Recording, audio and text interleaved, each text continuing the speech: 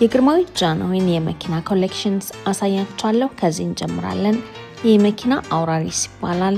የ1942 የጣሊያን ስሪት ፊያት መኪና ነው።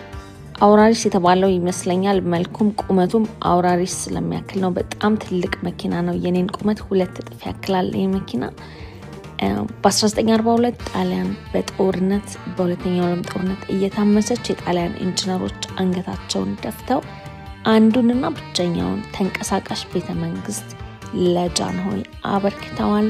ይህ መኪና በውስጡ መሰብሰቢያ አዳራሽ አለው፣ መታጠቢያ ቤት፣ ምግብ ቤት፣ እንደ መስሪያ ቤት የሚያገለግል ብዙ ክፍሎች አሉት። በጣም ብዙ ሰው ይይዛል።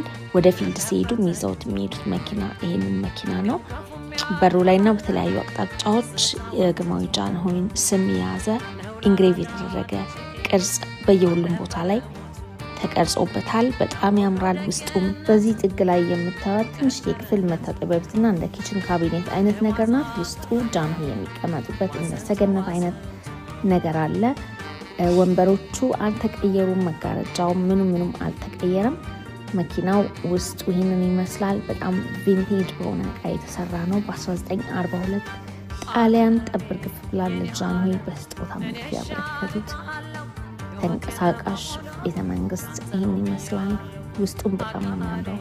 እቺ መስኮት ከሹፌሩ ጋር የምታነጋግር አይነት መስኮት ነገር ናት። ሌሎች ቅንጡ መኪናዎች አሉ። በቀጣይ አሳያቸዋለሁ።